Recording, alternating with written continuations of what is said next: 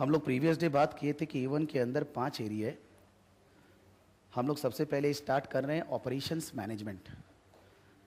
Operations management covers 20% portion and this covers 3 chapters, chapter 6, chapter 7, chapter 8।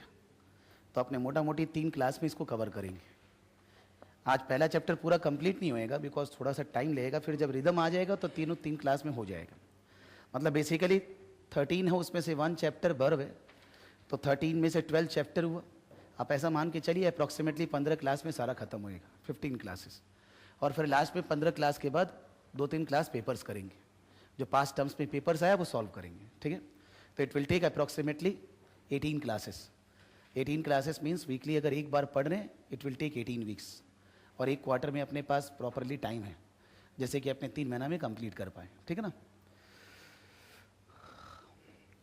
तो we are starting operations management, that is basically chapter 6, introduction to operations management.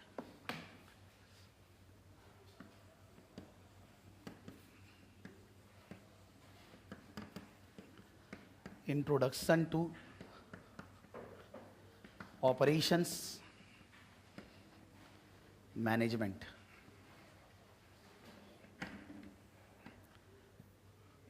Study mat में chapter 6 area पूरा ही operations management है। 3 chapter है। पहला chapter है introduction to operations management.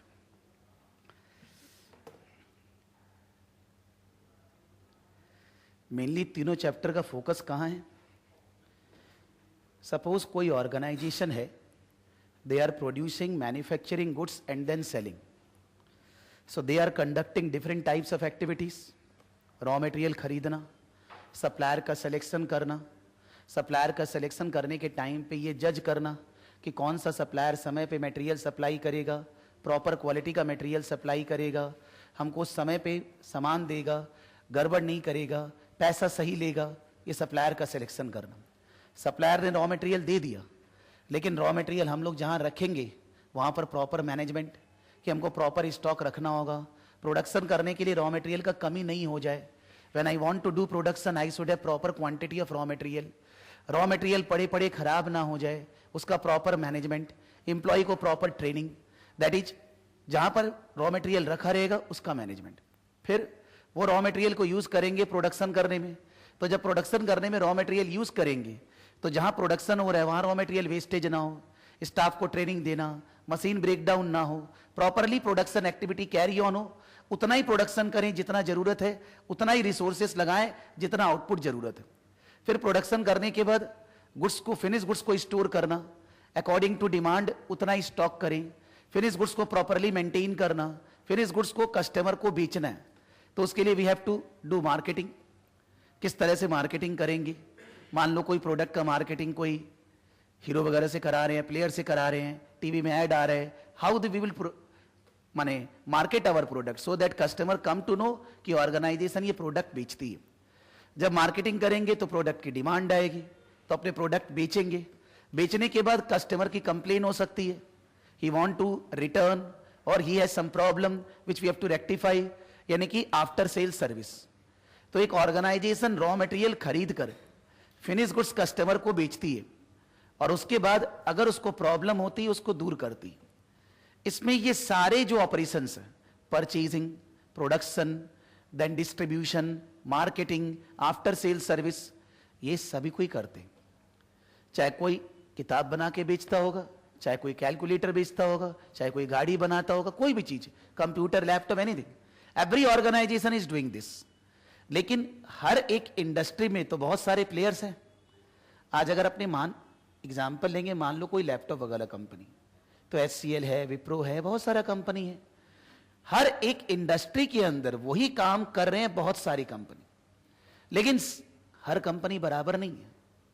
Her company का operations, हर company का काम करने का तरीका अलग है। कोई कंपनी अपने एरिया में बेस्ट है तो दूसरी कंपनी कोई दूसरे एरिया में बेस्ट है। कोई कंपनी का प्रोडक्ट बढ़िया है तो उनका आफ्टर सेल सर्विस ठीक नहीं है। कोई कंपनी का प्रोडक्ट बढ़िया नहीं है, आफ्टर सेल सर्विस ठीक है। अलग अलग बातें। एक ऑर्गेनाइजेशन को ये सारे ऑपरेशनल एरियाज में अपने कंपटीटर से ज्यादा कॉम्पिटिटिव बनना है। मतलब we have to reduce our cost of operations and at the same time we have to increase value of our output. दो तरह से ऑपरेशंस मैनेजमेंट हो सकते हैं, या तो जो चीज कंपटीटर बना रहे वही मैं भी बनाऊं, बना रहा वही हूं लेकिन हमारा खर्चा कम लगता है, this is called cost leadership. और यह ऐसा हो सकता है कि सिंस ऐसा चीज है जिसमें खर्चा कंट्रोल ज्यादा हो नहीं सकते, तो खर्चा तो मेरा कंपटीटर जैसे ही है लेकिन हमारा आउटपुट बेटर क्वालिटी का है as compare to my competitor. Because of that I can charge premium price. तो either we have to generate cost leadership, we have to minimize cost, or we have to generate product differentiation so that we can charge premium price. और profit अपने बोलते हैं revenue minus cost.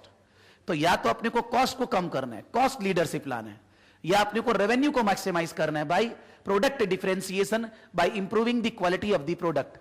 The difference will be called profit margin. तो competitiveness बनना मतलब अपने वही काम कर रहे हैं जो अपने दुश्मन भी कर रहे हैं लेकिन अपने बेहतर तरीके से कर रहे हैं. That is called operations management. Simple भाषा में सबको ही पढ़ रहे हैं, नंबर सबका बराबर आया क्या? जबकि हम तो सबको कोई कान में तो बोल रहा नहीं है.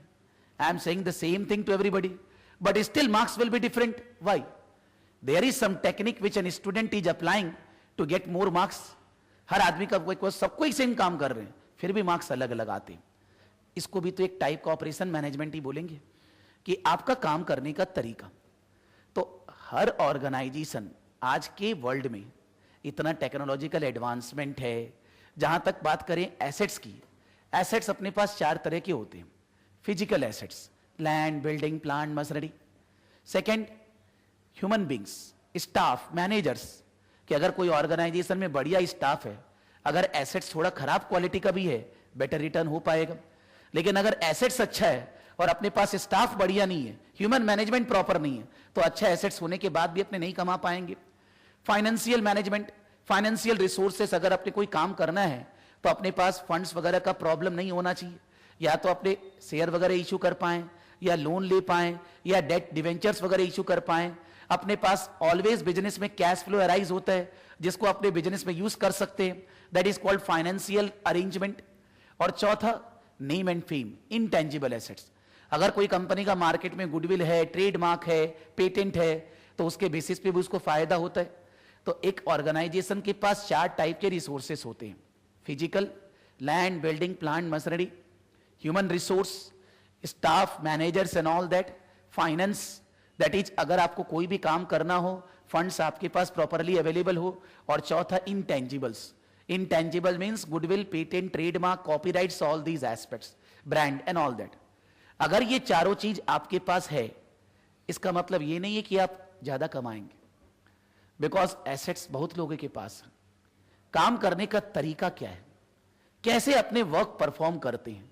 वर्क करने के लिए जो ऑपरेशनल एक्टिविटीज है, परचेजिंग, डिस्ट्रीब्यूशन, मैन्युफैक्चरिंग, ये सारी एक्टिविटीज को हम किस तरह से परफॉर्म करते हैं, हम कैसे उनको कॉस्ट लीडरशिप में बदले, खर्चा कम करें, या प्रोडक्ट डिफरेंशिएशन में जाएं, आउटपुट बेहतर बनाएं, तभी तो हम कॉम्पिटिटिव कहलाएंगे. So by improving the operations, the organisation will be more competitive than their competitors.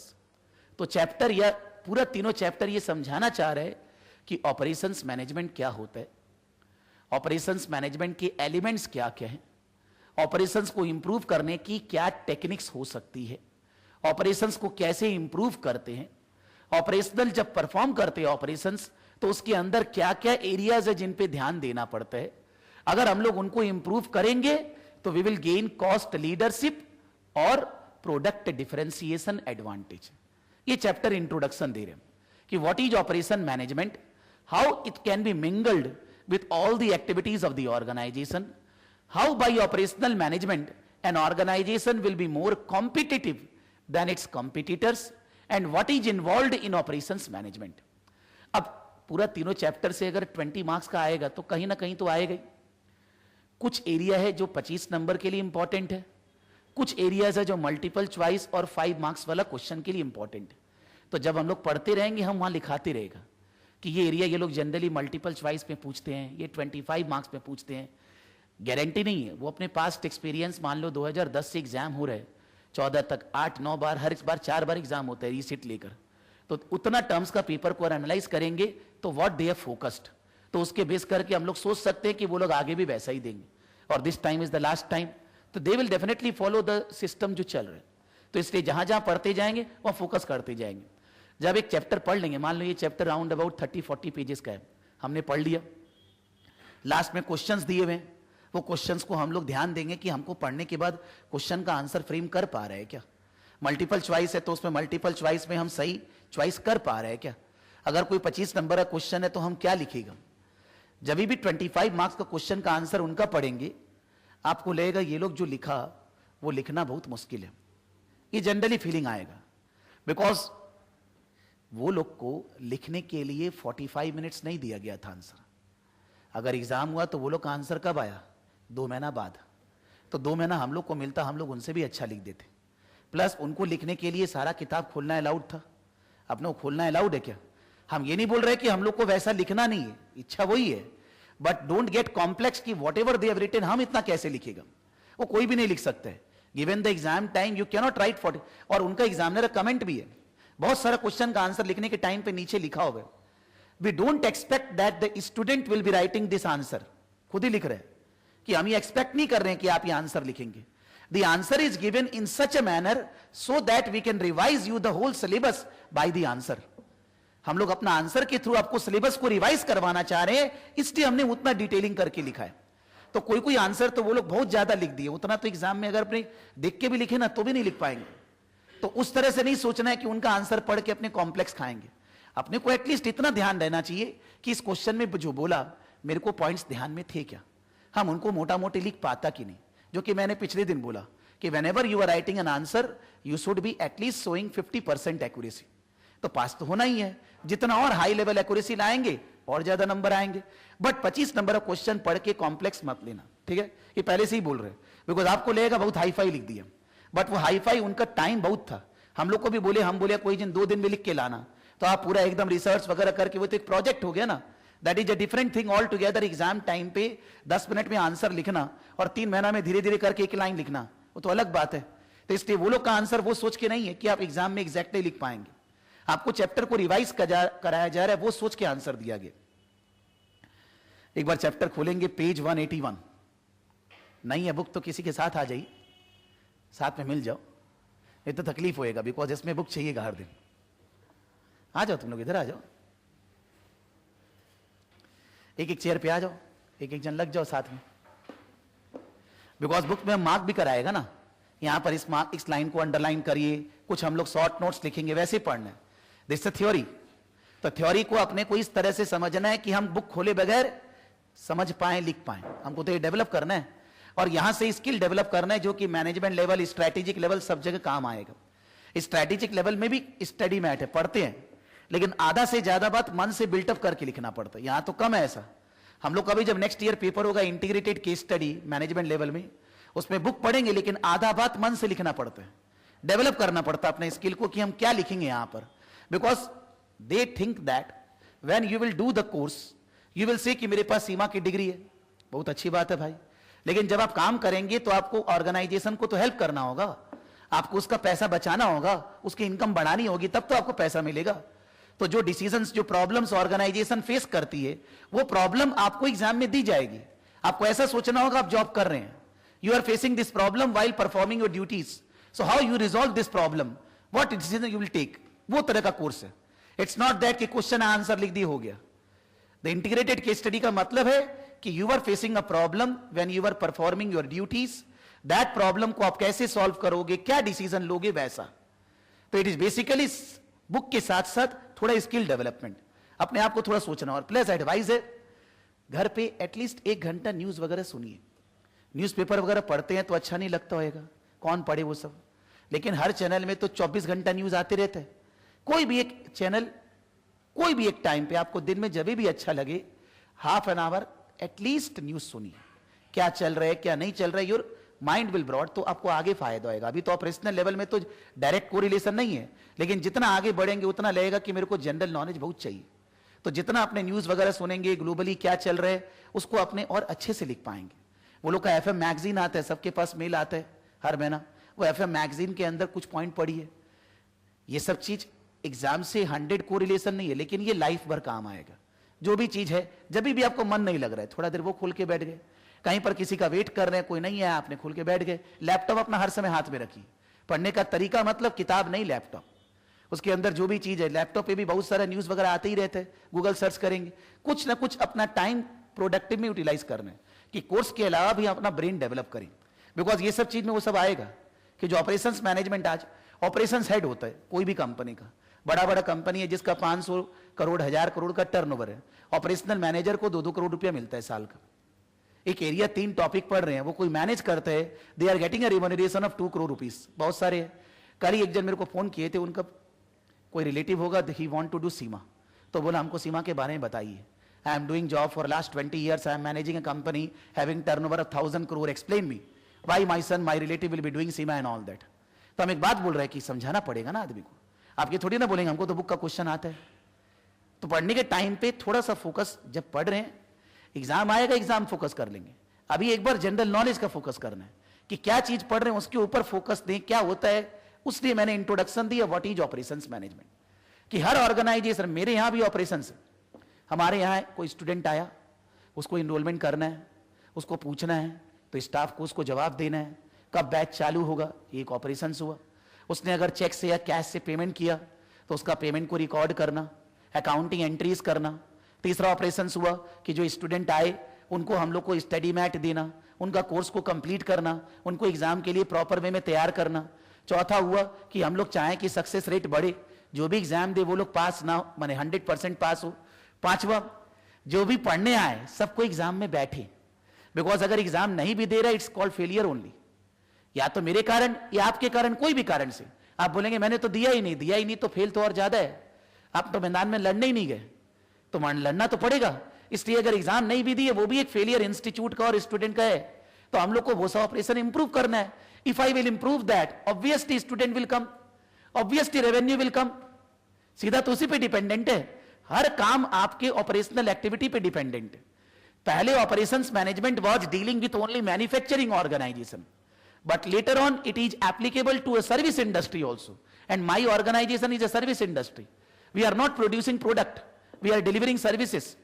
और most of the world का economy में service organization are giving more revenues than a manufacturing organization.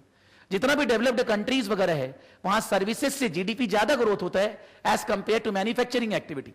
इसलिए the service organisation has also gain importance regarding operations management. So operations management initially was dealing with only manufacturing organization, but later on it became applicable to a service organization also. So any type of organization, how they are conducting their activities, how they can minimize their cost, how they can improve the services of their product, that is called operations management. हम लोग को वो चीज को अपने competitor से बढ़िया perform करना है, जिससे हम लोग की इनकम बढ़े और हमें ज्यादा फायदा हो। ठीक है, तो पेज 181 खोलेंगे, introduction to operations management, page 181।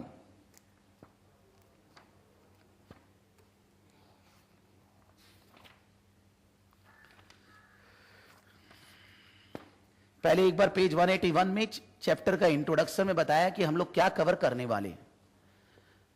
C1 लिख रहा है, explain the relationship of operations management to other aspects of the organisation's operations. मतलब ऑर्गेनाइजेशन में बहुत सारी चीजें ऐसी है जिसको हम लोग ऑपरेशन के अंदर डालते हैं, लेकिन कुछ चीजें ऐसी भी होती है जिनको हम लोग ऑपरेशंस का पार्ट नहीं बोलते हैं, लेकिन वो ऑपरेशन से रिलेटेड होती है। फॉर एग्जाम्पल, मैंने अभी बोला कि प्रोडक्ट का मार्केटिंग करना, तो अगर डिफिनेशन वाइज बात करें, प्रोडक्ट का मार्केटिंग ऑपरेशंस के अंदर नहीं आता है, लेकिन प्रोडक्ट का मार्केटिंग आपका जो ऑपरेशनल एक्टिविटी उससे रिलेटेड तो है ना। आपको कौन सा प्रोडक्ट का मार्केटिंग कैसे करना है, आप कितना बनाते हो, किस क्वालिटी का बनाते हो, उसके बेसिस पे तो मार्केटिंग होगी। यानी कि जो ऑपरेशनल एरियाज है वो दूसरे एरिया से, जो नॉन ऑपरेशनल एरियाज है, उससे कैसे कनेक्ट किए जाएं, कैसे कनेक्ट करेंगे जिससे कि कॉम्पिटिटिवनेस आए, जिससे कि हम लोग अपने कंपटीटर से आगे निकले। उसके लिए 3 एरियाज कवर किया गया। बोलता है, explain the relationship operations and supply management to the competitiveness of the firm. मतलब ऑपरेशंस मैनेजमेंट का और दूसरे एरिया के साथ क्या रिलेशनशिप है और उससे ऑर्गेनाइजेशन कैसे कॉम्पिटिटिव बनती है, ये एक एरिया चैप्टर में कवर किया गया। Explain the particular issue surrounding operations management in services, मतलब अगर कोई मैन्युफैक्चरिंग ऑर्गेनाइजेशन नहीं है, सर्विस ऑर्गेनाइजेशन है, तो उस ऑर्गेनाइजेशन में ऑपरेशंस मैनेजमेंट में क्या खासियत है जो कि मैन्युफैक्चरिंग ऑर्गेनाइजेशन में नहीं है, क्या अलग चीज है। अगर मैं ट्यूशन पढ़ा रहा हूं, सर्विस इंडस्ट्री है, तो उसका मैन्युफैक्चरिंग ऑर्गेनाइजेशन से क्या अंतर है, जब आगे डील करेंगे तो आपको समझ में आएगा, ये बात बताना चाह रहे हैं। तीसरा, explain the importance of sustainability in operations management. Sustainability का मतलब होता है आपको अपना प्रोडक्शन और सर्विसेज प्रोड्यूस करने के लिए रिसोर्सेज कम से कम यूज करना है। एग्जाम्पल, कभी कभी टीवी में ऐड आते, सिग्नल पे गाड़ी रुका हुआ, पापा गाड़ी का इंजन बंद नहीं किए, बगल में बच्चा बैठा रहता है, बोलता है पापा आप ऐसे पेट्रोल यूज करोगे तो क्या होगा। इसमें पापा का पैसा जा रहा है, उसको क्या टेंशन है, लेकिन पेट्रोल मिलेगा नहीं बाद में, तो जब पेट्रोल डीजल वगैरह होगा ही नहीं तो गाड़ी कैसे चलेगा। That means it is not that you are paying for services, that means you will waste the services. बहुत बार कभी कभी ऐड दिखाता है कि भाई रूम के बाहर निकल रहे हैं, लाइट बंद करके निकलिए, तो कोई हीरो हीरोइन दिखाता है I am doing my bit, कि मैं तो अपना काम कर रहा हूं। क्या हीरो हीरोइन का पैसा नहीं है उनके पास, बट एनर्जी लिमिटेड है, एनर्जी जिससे भी बन रहा है वो रिसोर्स लिमिटेड है, धीरे धीरे करके वो रिसोर्स कम होते जा रहे हैं, खत्म होते जा रहे हैं। तो आप अगर बोलोगे कि मैं तो पैसा दे रहा हूं ना रिसोर्सेज का, क्या प्रॉब्लम है, लेकिन that is called non sustainability. Sustainability का मतलब होता है कि आप प्रोडक्ट सर्विसेज बना रहे हो, लेकिन जो एनर्जी रिसोर्सेस आप यूज कर रहे हो वो कितना यूज कर रहे हो, whether you are saving energy. इसीलिए जितना भी वर्ल्ड का कंपनीज है, इंडिया में भी हम लोग को ये लिखना, इस फाइनेंशियल स्टेटमेंट में डिस्क्लोज करना पड़ता है कि आपने प्रोडक्शन करने के लिए पावर कंजम्पशन कितना किया, पर यूनिट पावर कितना यूज हुआ, क्या लास्ट ईयर से इस बार कम यूज हुआ। वर्ल्ड में कार्बन क्रेडिट वगैरह चल रहे हैं कि अगर कोई कंपनी एनर्जी ज्यादा यूज कर रही है और दूसरी कंपनी कमती यूज कर रही है, तो जो ज्यादा यूज कर रही है वो पैसा देगी उसको जो कमती यूज कर रही है, और धीरे धीरे करके ये सब चीज और डेवलप होने वाला है। सस्टेनेबिलिटी मतलब without affecting the environment, without polluting the environment and saving the energy resources, producing your, performing your duties, that is covered in corporate social responsibility also, CSR। Her company का corporate social responsibility में भी ये चीज आता है। आज समझ लो हम लोग फोरम में मान लो शॉपिंग करने गए, वो बोला कि 5 रुपया बैग का अलग से देना होगा। बहुत समय बैग नहीं लेते, जब फ्री में देता था तब क्या करते थे, तब भाई 2 बेसी दे दो, इसके अंदर 2 एक्स्ट्रा डाल देना। अब पैसा लेता है तो हाथ में कपड़ा लेके निकल लेते हैं क्योंकि पैसा लग रहा है। दिस इज नॉट दैट कि फोरम को 5 रुपया मिलने से कुछ इनकम होएगी। जो प्लास्टिक वगैरह बन रहा है, इट इज बेसिकली इन्वायरमेंट को पोल्यूट करता है, खराब करता है, इसलिए उस चीज को डीमोटिवेट करने के लिए, ये नहीं कि 5 रुपए से कुछ होने वाला है, लेकिन वो डीमोटिवेट करने के लिए कि उनको मालूम है जब 5 रुपया बोलेंगे कस्टमर नहीं लेगा बैग, तो उससे इन्वायरमेंट जो खराब होता है वो बचेगा ना। That is indirectly called as social responsibility. कि आप काम कर रहे हैं इसका मतलब ये थोड़ी ना कि आप रिसोर्सेज बर्बाद करोगे, आप बोलोगे मैं पैसा दे रहा हूं। सस्टेनेबिलिटी मतलब इन्वायरमेंट को बगैर पॉल्यूट किए हुए, इन्वायरमेंट की सुरक्षा को ध्यान में रखते हुए एनर्जी रिसोर्सेज को कम लगाना और अपना product and services banana, that is called sustainability. That is also covered in operations management. मतलब ऑपरेशंस मैनेजमेंट के अंदर 3 एरिया है। ऑपरेशन मैनेजमेंट का दूसरे एरिया के साथ रिलेशनशिप बनाकर कॉम्पिटिटिव बनना। ऑपरेशंस मैनेजमेंट सर्विस ऑर्गेनाइजेशन में क्या मतलब है, और ऑपरेशंस मैनेजमेंट के थ्रू सस्टेनेबिलिटी लाना, इन्वायरमेंट को पोल्यूट होने से बचाना, इन्वायरमेंट का बेसिक रिसोर्सेज को सजो के रखना और एनर्जी रिसोर्सेज कम से कम यूज करना। और फिर लिख रहे C2 apply tools and techniques of operations management. मतलब ऑपरेशंस मैनेजमेंट की क्या क्या टेक्निक्स है, उसको कैसे अप्लाई किया जा सकता है। Describes ways to manage relationship with the suppliers. इसके अंदर बेसिकली उन टेक्निक्स के थ्रू क्या बोला गया है कि आप अपने सप्लायर और कस्टमर से कैसे कोरिलेट करोगे। By those techniques how we can coordinate with our suppliers and customers. This is the focus of this chapter. कि पहला पार्ट में है ऑपरेशंस मैनेजमेंट का relationship with other non operational areas to become competitive. दूसरा है operational management के application service organisation में। तीसरा है ऑपरेशनल मैनेजमेंट के थ्रू सस्टेनेबिलिटी लाना। और लास्ट एरिया है कि ऑपरेशनल मैनेजमेंट की टेक्निक्स क्या है, वो टेक्निक्स से हम लोग सप्लायर और कस्टमर से रिलेशनशिप कैसे बांधते हैं, उसको हम लोग बोलते हैं सप्लाई चेन मैनेजमेंट। आगे आएगा। सप्लायर और कस्टमर से कैसे रिलेशनशिप बनाते हैं थ्रू ऑपरेशंस मैनेजमेंट, उसको नाम दिया जाता है सप्लाई चेन मैनेजमेंट। ये एरिया को ये लोग कवर कर रहे हैं चैप्टर के अंदर, ठीक है। अब आगे पेज 182 में पूरे चैप्टर में क्या है उसका एक फ्लो चार्ट बनाया हुआ है। What are the areas they want to cover. तो पहले उन्होंने हेडिंग दिया introduction to operations management. This is covering 6 portions in the chapter, नहीं 7 पोर्शंस। पहला पोर्शन है ऑपरेशंस एंड ऑर्गेनाइजेशनल कॉम्पिटिटिवनेस। इस चीज को इन्होंने 3 से 4 पेज में बताया है कि ऑपरेशंस क्या होता है, उससे ऑर्गेनाइजेशन कॉम्पिटिटिव कैसे बनती है।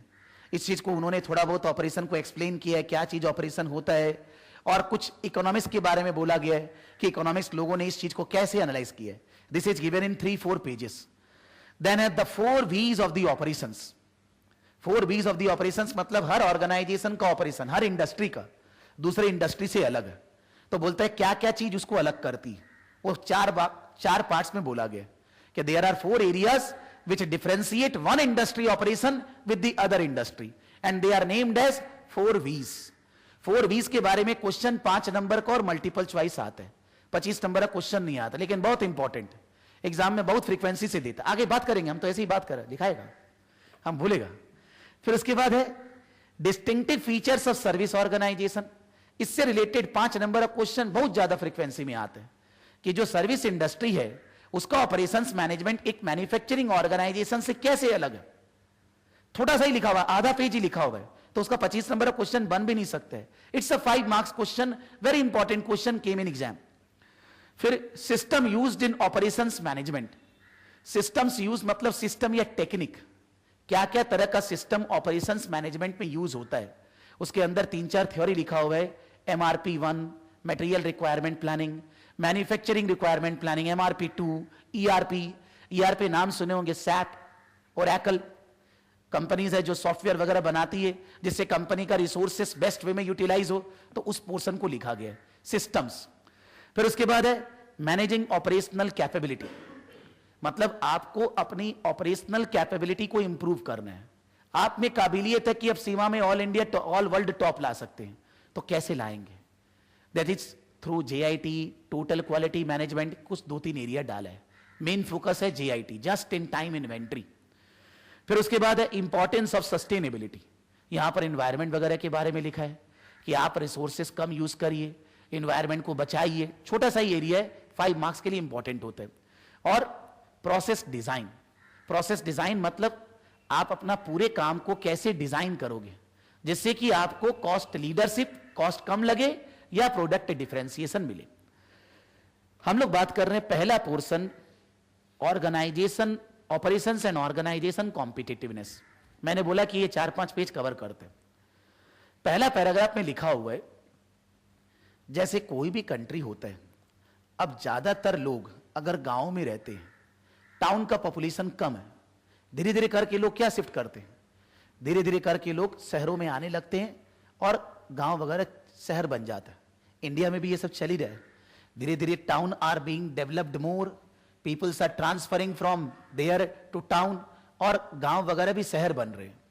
ऐसा इंडिया तो अभी डेवलपिंग कंट्री है। कितना दिन से हम लोग सुने, हम तो जब से जन्मा तभी से ही सुन रहे हैं डेवलपिंग। डेवलप्ड कब बनेगा पता नहीं है, लेकिन there are developed countries, US, UK and all that, they are developed countries. तो डेवलप्ड कंट्री में ये चीज जो इंडिया में आज हो रहा है वो आज से 100 साल पहले हो चुका है। उनका ऑलरेडी टाउनशिप डेवलपमेंट एग्रीकल्चर से फोकस हो गया, मतलब in place of agriculture they are focusing on industrialisation.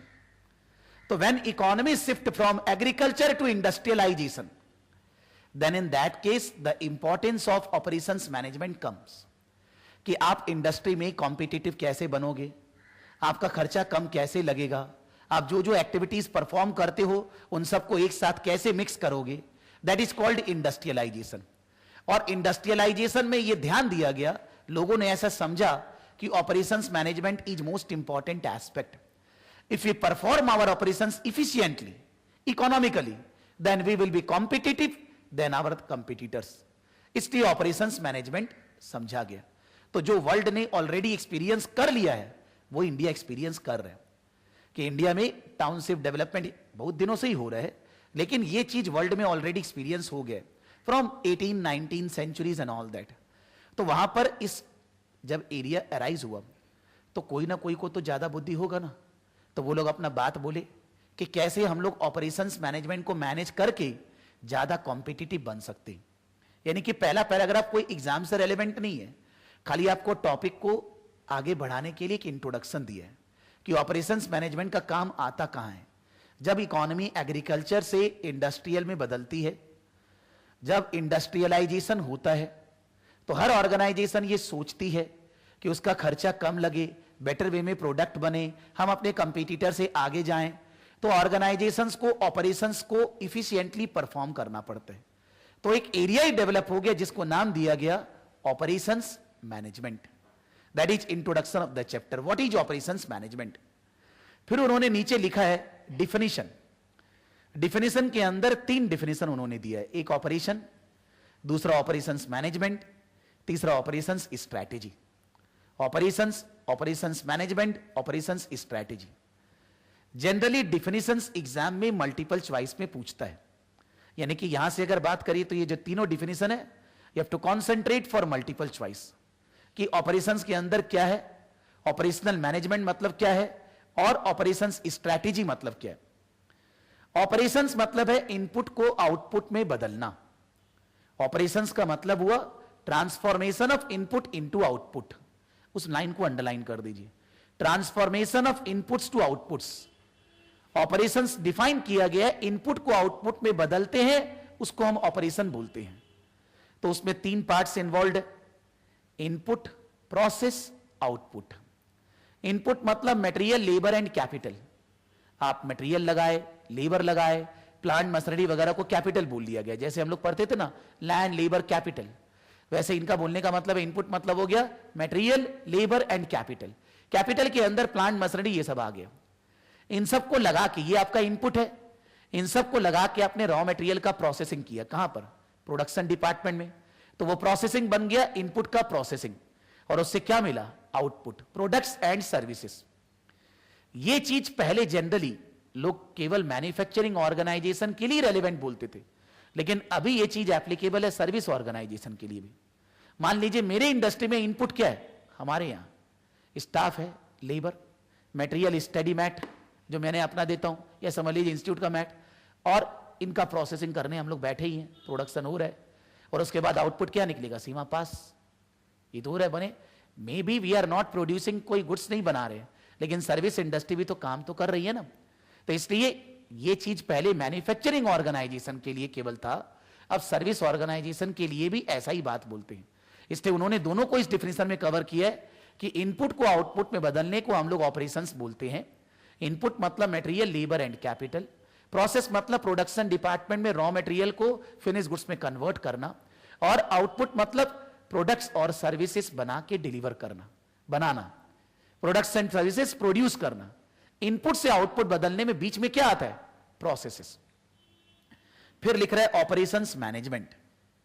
Operations management में अंडरलाइन करेंगे एक्टिविटीज, बिकॉज ऐसे तो सब एक ही लगेगा, फिर बाद में पढ़ने से बोलेगा ऑपरेशन वही है, ऑपरेशन में वही है, ऑपरेशन स्ट्रेटेजी वही है। फोकस करना होगा ना कि अलग अलग बात क्या है। तो ऑपरेशनल मैनेजमेंट मतलब activities involve in the operations. Activity मतलब आप क्या क्या काम करते हो जिसको हम ऑपरेशंस के अंदर डाल सकते हैं। तो आगे का सेकंड लाइन में लिखा हुआ है परचेजिंग, वेयरहाउसिंग एंड ट्रांसपोर्टेशन। मतलब एक्टिविटीज 3 तो है जिनको हम लोग ऑपरेशंस मैनेजमेंट के अंदर डालते हैं। वो 3 एक्टिविटीज का नाम है purchasing, warehousing and transportation. Purchasing मतलब रॉ मटेरियल वगैरह परचेज करना। वेयरहाउसिंग मतलब रॉ मटेरियल को स्टोर करना प्रॉपर क्वालिटी में, प्रॉपर क्वांटिटी में। वेयरहाउसिंग फिनिश गुड्स के बारे में भी है, फिनिश गुड्स बना के रखना। और ट्रांसपोर्टेशन मतलब बना हुआ फिनिश गुड्स को डिलीवरी करना, कस्टमर की डिमांड है तो उसके अगेंस्ट में उसको डिलीवरी करना। तो purchasing, warehousing and transportation is treated as activities involved in the operations. And organisation ये एक्टिविटीज परफॉर्म करती है, इसको हम लोग बोलते हैं operations management. Operations management means activities which are involved in producing goods and providing services. These activities are categorized into 3 parts: purchasing, warehousing and transportation. Operations strategy, पहले word है स्ट्रैटेजी। स्ट्रैटेजी का मतलब होता है, मान लीजिए रिलायंस इंडस्ट्रीज है, अंबानी जी हैं, उसके अलावा उनके कोई राइट हैंड लेफ्ट हैंड होंगे ही, मतलब मेन आदमी जिनसे वो डेली फोन में बात करते हैं, डेली जिनके साथ मीटिंग करते हैं, वो भी अंबानी जैसे ही है मोटा मोटी, मे बी कंपनी सीईओ और एनीबडी। फिर उसके बाद उनके अंदर बहुत सारे स्टाफ होंगे जिनको हम लोग बोलते हैं मैनेजर्स, अलग अलग manager, finance controller, managing director, whatever कोई भी लोग होगा। और फिर वो लोग के अंदर और सेकेंड लेयर ऑफ मैनेजर्स होंगे, बड़ा कंपनी है, और फिर उसके अंदर और थर्ड लेयर आएगा तो वो लोग काम करता होगा, मतलब काम करते हैं फोर्थ लेयर वाला। और सबसे ऊपर हो गया अंबानी का राइट हैंड वगैरह ये सब, उसके अंदर मैनेजर्स, मैनेजर्स के अंदर सब मैनेजर्स, और फिर उसके अंदर काम करने वाले, एक कंपनी का ऑर्गेनाइजेशन स्ट्रक्चर। लेकिन स्ट्रैटेजी किसको बोलते हैं? स्ट्रैटेजी मतलब आज मान लो सपोज हम लोग सीमा कर रहे हैं, तो हम लोग सीमा बनने के बाद आज से 5 साल बाद अपने को कहां देखते हैं? ये तो नहीं है कि खाली ऑपरेशनल लेवल पास करना है इसलिए सीमा कर रहे हैं। We have a long term vision, we want to be at some place कि आज से 5 साल बाद मेरे को मंथली 5 लाख रुपए कमाना है। या पैसा का नहीं सोचते होंगे तो आज से 5 साल बाद मेरे को इस कंट्री में जाके जॉब करना है, वहां स्टैब्लिश होना है। या वो भी नहीं सोचते होंगे तो आज से 5 साल बाद मेरा मार्केट में ऐसा नाम होना चाहिए। कुछ तो मन में होगा, कल तो होगा नहीं है कि कल मेरा ऐसा होगा, कल नहीं होने वाला है। Strategy means long term planning, for 5 years 10 years you plan. तो कोई ऑर्गेनाइजेशन कोई नया प्रोडक्ट बना रही है, कोई नए बिजनेस में जा रही है, कोई पुराना बिजनेस बंद कर रही है, कुछ नया कर रही है, ये सब क्या होता है? स्ट्रैटेजी। और स्ट्रैटेजी कौन बनाता है? अंबानी और अंबानी के राइट हैंड लेफ्ट हैंड, दे फॉर्मुलेट दी स्ट्रैटेजी। स्ट्रैटेजी बनाने में बहुत डिफिकल्टी होती है, बिकॉज कोई भी चीज स्ट्रैटेजी में अगर डाल रहे हैं वो सब फ्यूचर पे डिपेंडेंट है। आपने सोचा कोई बिजनेस में आप एंटर करोगे, वो बिजनेस में सक्सेस होगा कि नहीं, मार्केट में क्या डिमांड होगी, वो तो फ्यूचर में पता चलेगा। तो it is difficult to formulate. Strategy can be formulated with the help of your experience, with the help of your analyzing power, with the help of your forecasting technique, how you can forecast what is going to happen in future, and to achieve that, whatever you want to achieve that, what are the ways you will apply, that is called strategy. हमें सीमा बनना है तो हमें नवंबर में, मई में, नवंबर में भाई एक एक लेवल पास करना है। तो मान लीजिए हमारी स्ट्रैटेजी हम ऑपरेशनल लेवल नवंबर में देंगे, that is a milestone to achieve the strategy. Strategy includes objectives, strategy includes goals. वो ऑब्जेक्टिव्स और गोल्स स्ट्रैटेजी को तोड़ते हैं अलग अलग भागों में, कि आप पहले ये करेंगे, फिर बाद में ये करेंगे, ये करेंगे तो आपका अपना विजन पूरा होगा। विजन, मिशन हर एक ऑर्गेनाइजेशन का होता है। You can do Google search mission of ITC company, vision of ITC company, you will find 1 page written कि मिशन हमारा क्या है, विजन क्या है। वो कल के लिए नहीं है। The mission and vision is framed for 10-15 years. They are in the formulated in the strategy. तो वैसे ही ऑपरेशंस स्ट्रैटेजी क्या है? ऑपरेशंस से रिलेटेड स्ट्रैटेजी किसको बोलते हैं? कि लॉन्ग टर्म में जो भी हम ऑपरेशंस परफॉर्म कर रहे हैं, परचेजिंग, वेयरहाउसिंग एंड ट्रांसपोर्टेशन, ये तीनों एक्टिविटी हम परफॉर्म कर रहे हैं, ये एक्टिविटीज हमको कैसे परफॉर्म करनी है, इनमें क्या इंप्रूवमेंट लाना है, जिससे कि हम अपना लॉन्ग टर्म ऑब्जेक्टिव्स अचीव कर पाए। लॉन्ग टर्म ऑब्जेक्टिव क्या है? या तो कॉस्ट मिनिमाइजेशन या प्रोडक्ट डिफरेंशिएशन। तो operational strategy deals with whatever the activities we are performing, उसको हम कितने अच्छे से किस तरह से परफॉर्म करें जिससे कि कॉस्ट लीडरशिप या प्रोडक्ट डिफरेंशिएशन जनरेट कर पाए। लिख रहे product operation strategy with other aspects of running a business, there is a strategic context to operations management. An organisation can achieve significant competitive advantage and its rivals through superior operating capabilities. इस line को underline करेंगे, significant competitive advantage over its rivals through superior operating capabilities. यहां तक बोलता है कि आपको competitive advantage पैदा करनी है सुपीरियर कैपेबिलिटीज से। वो कैपेबिलिटी क्या चीज में डेवलप करनी है? रिसोर्स यूटिलाइजेशन में, एसेट्स, ह्यूमन बीइंग्स, जो भी आपके पास है उनको आप इफिशिएंटली यूटिलाइज करोगे तो आप अपने कंपटीटर से आगे निकलोगे। मतलब आपकी स्ट्रैटेजी में बेसिकली क्या है? How you will be more competitive by performing your operations, how you will be more competitive as compared to your competitors. हम लोग सब जन पढ़ रहे हैं कैसे हम क्लास में सबसे ज्यादा नंबर लाएं, हमारा स्ट्रैटेजी यही है, ऑपरेशन मैनेजमेंट माने ऑपरेशनल लेवल में हम सबसे ज्यादा नंबर लाएं, ये मेरा स्ट्रैटेजी है। 6 महीना में हमको एकदम फाड़ के दिखाना है, जनवरी में रिजल्ट आए सब में 90 90 90, ये मेरी strategy. How to score that, that is called strategy, कि how you will be competitive than your competitors by performing your operational activities. एक बार इतना एरिया को कॉपी में एक एक लाइन लिखते हैं।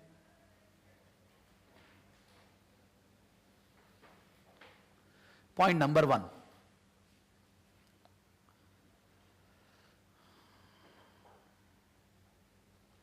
when the economy focus on industrialization, when the economy focus on industrialization,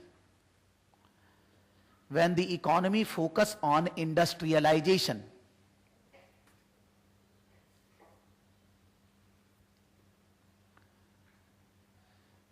then organizations need to focus, then organization need to concentrate, then organization need to concentrate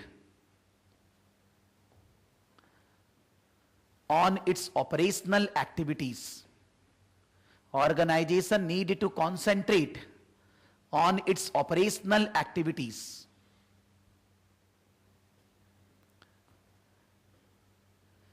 Because the success and competitiveness,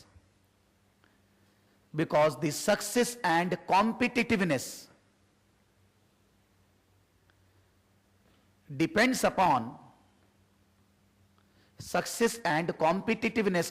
upon efficient operational management.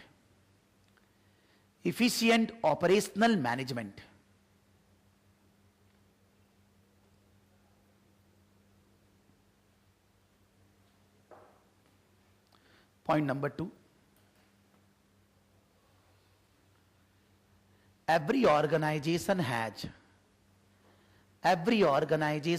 4 types of resources.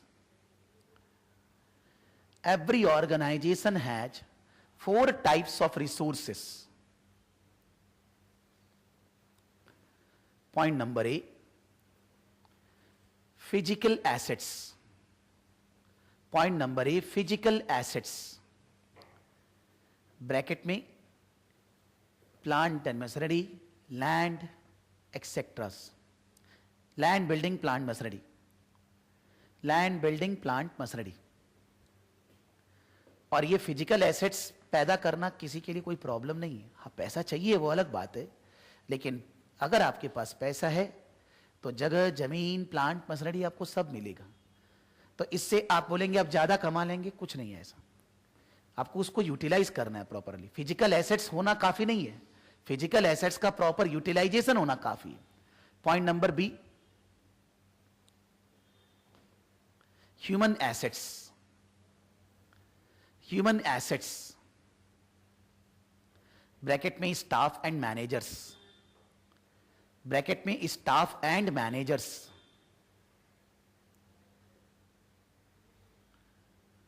Point number C, intangibles. Intangibles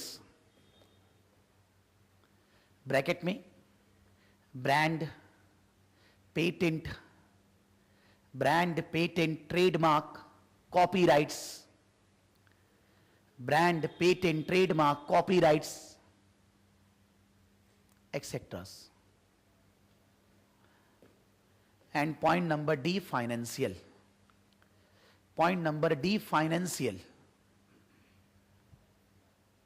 bracket में cash flows and cash flows मतलब जो आप business करते हैं उससे जो पैसा आपके पास आता है। तो अगर आपके पास एडिक्वेट पैसा आता है तो आप बोरो वगैरह कर रहे ही क्यों जाओगे? आपको कोई भी काम करना है, कैश फ्लोज है। और अगर मान लीजिए कैश फ्लोज एडिक्वेट नहीं है तो कहीं से भी फंड्स अगर आपको अरेंज करना है, डेट, इक्विटी, कहीं से भी कोई प्रॉब्लम नहीं होने वाली है, हमको फंड्स मिल जाएगा। हमारा मार्केट में इतना नाम है कि हमको कहीं से लोन, शेयर वगैरह जो भी इश्यू करना हो संभव होगा। तो कैश फ्लोज और debt and equity, cash flows और debt and equity.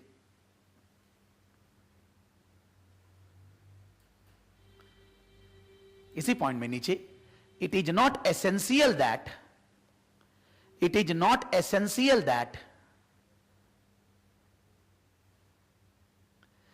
an organization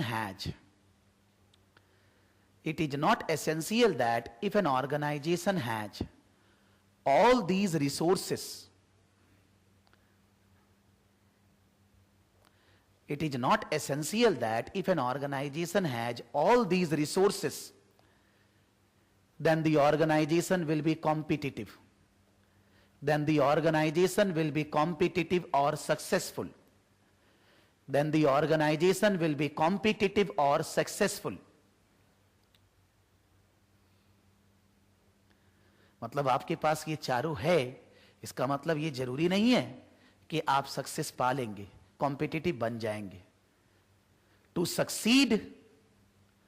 succeed efficient and proper utilization, to succeed efficient and proper utilization, to succeed efficient and proper utilization of these resources, efficient and proper utilization of these resources is essential,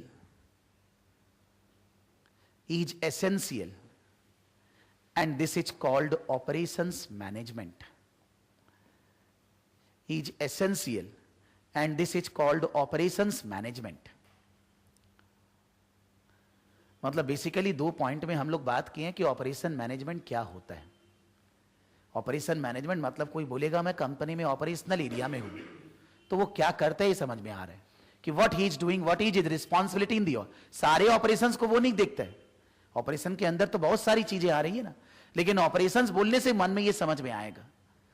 point number 3, operations means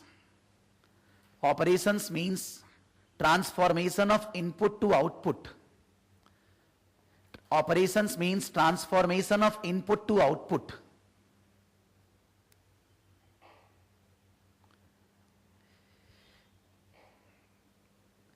It covers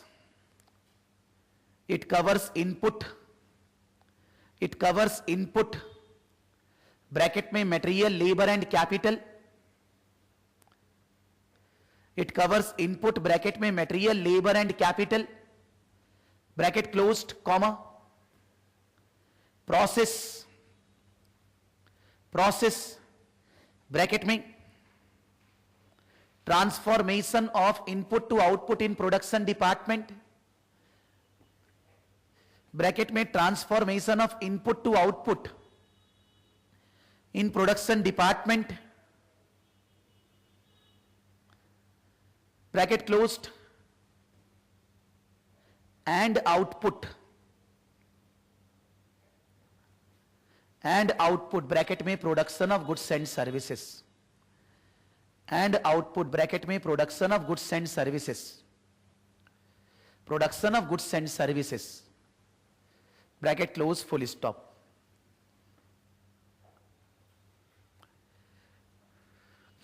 Point number 4, operations management includes operational management includes different activities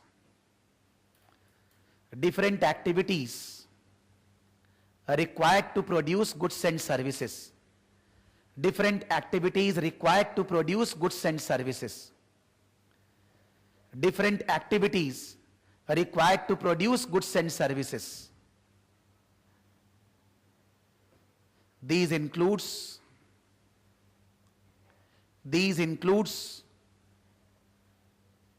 purchasing, warehousing and transportation. These includes purchasing, warehousing and transportation.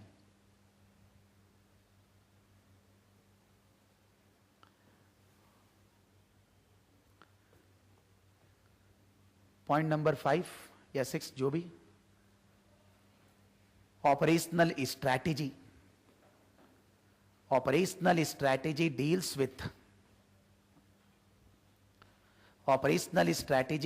With how the resources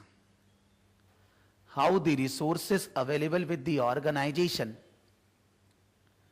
how the resources available with the organization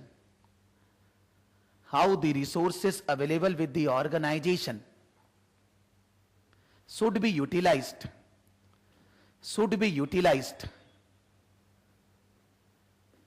so that the organization will be competitive,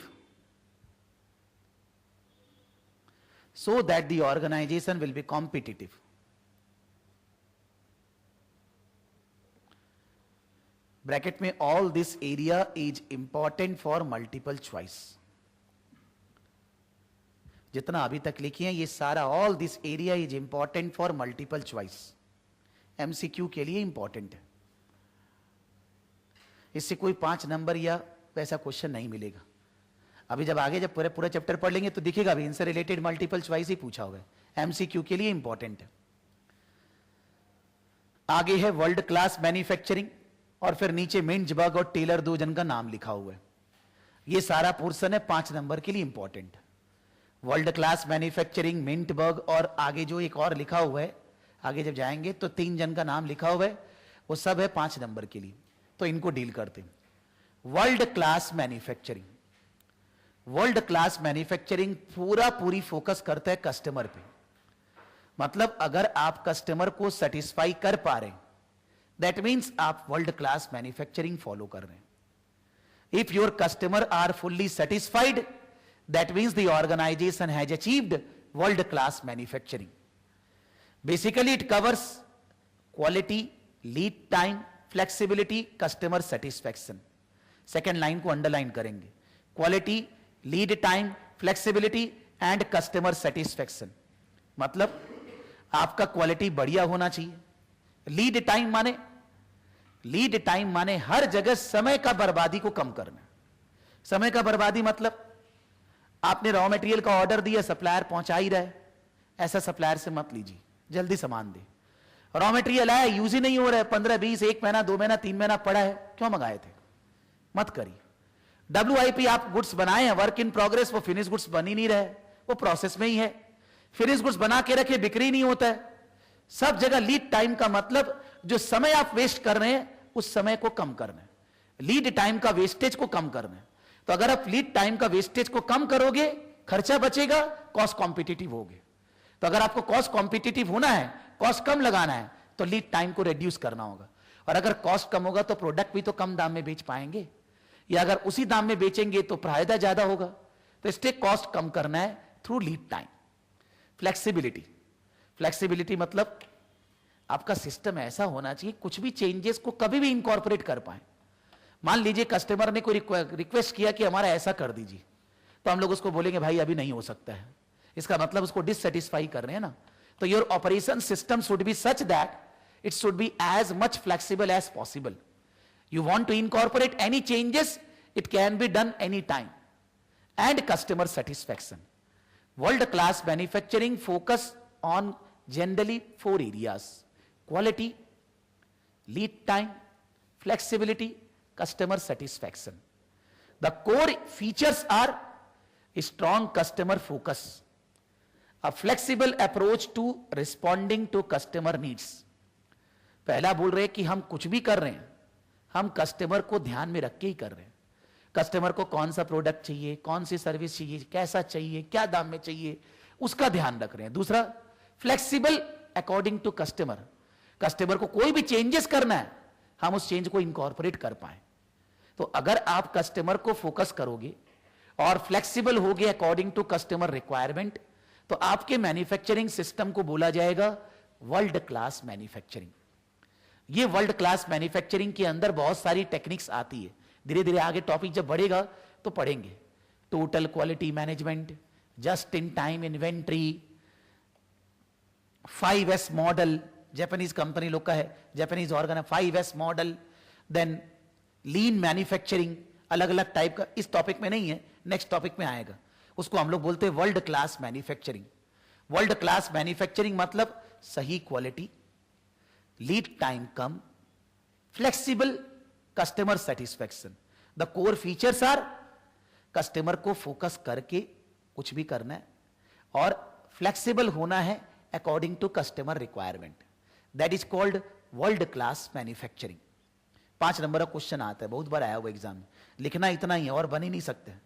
कोई example देना बात अलग है, लेकिन ज्यादा detail में नहीं लिख सकते, उतना ही लिखना है। बोल रहा है इतना आपने पढ़ा तो एक क्वेश्चन ऐसे ही बताइए कि the O company founded in early 1970s manufacture electric pumps. बोलता है कंपनी 1970 में बनी थी, इलेक्ट्रिक पंप बनाते हैं। Describe the key activities in the operations functions of an organisation such as O company. तो बोलता है इस कंपनी का ऑपरेशंस फंक्शंस क्या क्या होगा वो बताइए।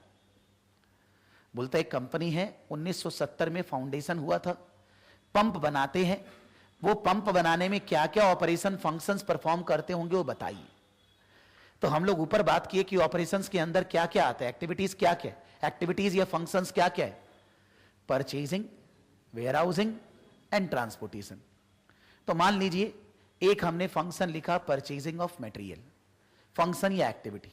परचेजिंग ऑफ मटेरियल मतलब सप्लायर का सिलेक्शन, सही आदमी से समय सही दाम पे सही सामान हमारे पास आ जाए। दूसरा प्रोडक्शन, प्रोडक्शन के अंदर अलग अलग फंक्शंस हो सकते हैं। एक हो गया प्रोडक्शन प्लानिंग और दूसरा हो गया प्रोडक्शन कंट्रोल। प्रोडक्शन प्लानिंग का मतलब होता है आपको प्रोडक्शन करने के लिए रॉ मटेरियल की जरूरत होगी, तो जब जितना प्रोडक्शन करना उसके लिए रॉ मटेरियल उस समय उपलब्ध हो। और प्रोडक्शन प्लानिंग के अंदर कितना प्रोडक्शन करना यह भी आता है कि आपका डिमांड कितनी होने वाली है, उसके अकॉर्डिंगली आपको प्रोडक्शन करना है। Production planning means raw material का अरेंजमेंट का प्लानिंग और कितना आउटपुट बनाएंगे उसका प्लानिंग। प्रोडक्शन कंट्रोल मतलब आप प्रोडक्शन कर रहे हो, मशीन टूट गई, लेबर का एक्सीडेंट हो गया, मटेरियल खराब हो गया, कुछ भी तो होते रहते हैं, तो उनको कंट्रोल करना, मशीन ब्रेक डाउन ना हो, अगर हो तो उसके बदले स्टेपनी हो, दूसरा मशीन हो जिससे कि हम लोग यूज कर पाए, या हम ऐसे पहले से ही स्टेप्स ले जिससे कि ब्रेक डाउन अचानक से हो ही ना, लेबर को ट्रेनिंग दे, that is called production control. Production planning, raw material and finish goods planning. Production control depends upon bottlenecks, machine break down, labour training, ये सब चीजें। फिर उसके बाद हम लोग बोल सकते हैं वेयरहाउसिंग, रॉ मटेरियल को अच्छे से रखना, फिनिश गुड्स बना हुआ को प्रॉपरली स्टोर करना, इतना स्टोर करना कि जब जरूरत हो हम लोग डिलीवरी दे पाए। फिर we can say transportation, transportation मतलब फिनिश गुड्स बना हुआ को डिलीवरी करना। डिलीवरी, कोई कोई लोग अपना डिलीवरी सिस्टम लगा के रखते हैं, अपनी ट्रक से अपना सब कुछ है। कोई कोई लोग क्या करते हैं, आउटसोर्सिंग कर देते हैं कि भाई हम बना रहे हैं, डिलीवरी हम दूसरे से करवाएंगे। बहुत सारा ट्रांसपोर्ट कंपनी है कोलकाता में, इंडिया में, अपने डिलीवरी नहीं देते हैं डायरेक्टली, अपने उनके साथ कॉन्ट्रैक्ट करके रखे हैं, हमारा सामान वो लोग डिलीवरी देते हैं। बेसिक पर्पस क्या है कि जब ट्रांसपोर्टेशन होगा गुड्स खराब ना हो, सही सलामत कस्टमर के पास पहुंचे और समय पे पहुंचे, देर ना हो। इफिशियंसी तभी आएगा, कस्टमर ने डिमांड किया हम उसको पहुंचा ही नहीं पाए तो कस्टमर तो नहीं लेगा ना, वो वापस कर देगा। These are the activities which an organization will perform in its operation function. ये 5 नंबर का क्वेश्चन है, बिकॉज जब भी 25 मार्क्स का क्वेश्चन आएगा पहले एक पेज लिखा रहेगा सिनेरियो, पहले वो लोग बताएंगे कंपनी क्या है, क्या करते हैं वगैरह वगैरह, फिर क्वेश्चन डेवलप होगा। 5 मार्क्स वाला क्वेश्चन में जनरली सिनेरियो नहीं रहते, स्ट्रेट क्वेश्चन रहते हैं। तो ये बोल रहे ऐसे ही एग्जाम्पल दिया है कि एक कंपनी पंप बनाती है तो उसका ऑपरेशन फंक्शंस क्या क्या वो बताइए। अब यहां कोई भी कंपनी बोलता, पंप बोलता या कैलकुलेटर बोलता, मोबाइल बोल, सब में तो यही लिखना है। ये जबरदस्ती का नाम लिखा हुआ है, पंप बनाती है, आपको तो वही बोलना है। परचेजिंग है, प्रोडक्शन प्लानिंग है, प्रोडक्शन कंट्रोल है, वेयरहाउसिंग है, ट्रांसपोर्टेशन है, कुछ नाम लिखना है, लेकिन उतना ही जोश में कि 5 में नंबर 5 × 1.8 9 मिनट्स। अब आप बोलेंगे 9 मिनट्स पे कितना लिखना है, जितना आप में ताकत है, लेकिन टाइम 9 ही है। आपको 9 पेज लिखना है, लिखिए, 9 लाइन निकले लिखिए, गाड़ी देख के 9 मिनट्स बीता, नेक्स्ट क्वेश्चन चालू। बिकॉज कोई क्वेश्चन में 5 नंबर के बदले हमने 9 पेज लिखा, कोई क्वेश्चन में 5 नंबर के बदले हमने 1 लाइन लिखा, है नौटंकी क्यों? This is not allowed. You have to be focused on timing अगर एग्जाम पास करना है तो। बिकॉज अभी तो समझ लो कभी कभी क्या होता है, कोई क्वेश्चन में हम लोग को बहुत बढ़िया से आता है, लबालब लिखे जा रहे हैं, ये देख ही नहीं रहे हैं कि पूरा पेपर बर्बाद कर रहे हैं हम लोग। कोई 5 के बदले 50 तो मिलेगा नहीं ना, मिलेगा तो 5 ही में 5, और कितना मिलेगा? तो उसको बढ़िया से लिख के आगे बढ़िए। ये बहुत हम लोग सुनते हैं, लेकिन एग्जाम में यही गलती करते हैं कि भैया हम वो वाले करते रह गए, अब छूट गया। तो यार 100 बार तो बोला था ये बात कि मत छोड़ना पेपर। पास होने के लिए मेन क्राइटेरिया है हर जगह टाइम का ध्यान रखते हुए चलना। जो मैंने 3 बातें बोली थी कि पहला बात पूरा पेपर, दूसरा बात रूल ऑफ 1 मार्क्स के लिए 1.8 मिनट, और तीसरा accuracy level 50%, guarantee of passing. कोई चांस नहीं है फेल हो, बिकॉज कितना भी बुद्धि हो, फेल होने से माथा बहुत खराब होते हैं। सब जन बोलेगा बेवकूफ है, ये पास हो गया, इसका दोस्त ये फेल हो गया, मोबाइल बंद करेंगे, ये सब फायदा नहीं होगा, कि बात नहीं करेंगे। तो इससे बढ़िया पहले से ही सुधर जाएं। शुरू का क्लासेस चल रहे, उसमें इन बात पे ध्यान रखें कि इसके अंदर लिखने के लिए बहुत ज्यादा लिख सकते हैं, but you have to write according to time.